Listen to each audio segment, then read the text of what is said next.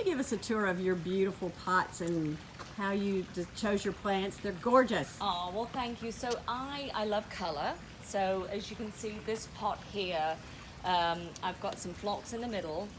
We talk about three things, a filler, a spiller, and a thriller. So here is a good example because these are my spillers. This is lantana, and it's going to obviously creep over the pot.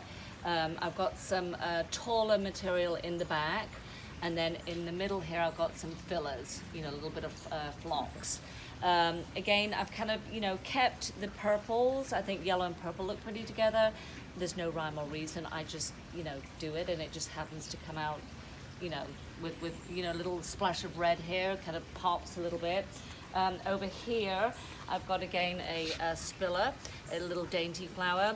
I think if you put too much dainty, you need something that's solid, and this is why I put this caladium in here. And again, something a little bit taller at the back. I like to do just one plant in a pot, and this is beautiful lavender. It's not flowering out yet, but it's got a pretty little purple flower on it. What's the grass in the back? This actually is, I was thinking about entering this actually into the flower show, our flower show, and I've kept the card on it, and it's a what's it called? I'll get the name and I'll come back to you on that. We'll put it at the bottom. We'll put it at the bottom. But you would have to repot that.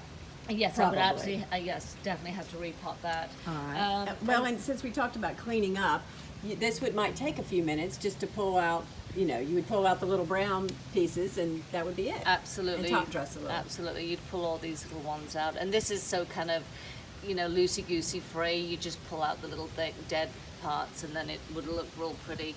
And then this pot here again, you know, I just throw plants in, really. I just, you know, kind of, it just, you know, these are pretty reds and purples and yellows, and, you know, I've got some other pots over here. And she's got more in process. I just think they're so cheerful, so beautiful.